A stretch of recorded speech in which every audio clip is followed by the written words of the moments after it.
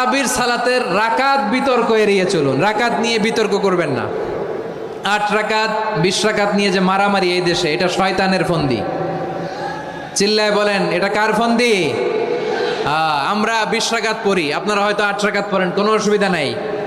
আমরা যারা 20 রাকাত আমরা পড়তেছি, আমরা 20 রাকাতের কথাই বলি। 20 রাকাত আমরা পড়বো আজীবন। সৌদি আরবে মক্কা মদিনায় 20 রাকাত পড়ে, কোনো অসুবিধা নাই। অন্যান্য মসজিদগুলো 8 রাকাত পড়ে, এই নিয়ে এদের মধ্যে মারামারি আছে? হ্যাঁ, এই জন্য রাকাত বিতর্ক এড়িয়ে চলবেন। প্রিয় ভাইয়েরা, আপনার আমল আল্লাহর কাছে কবুল হবে সংখ্যার বিচারে না উত্তমতার বিচারে? বলেন তো, সংখ্যার বিচারে না উত্তমতার বিচারে?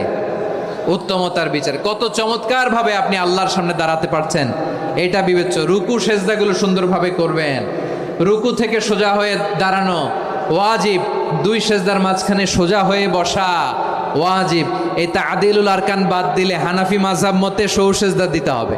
অন্য মাযহাব মতে নামাজি হবেন, আপনি নামাজি হবে না। এই জন্য ধীরস্থির ভাবে তারাবির সালাত যেন আমরা আদায় করি।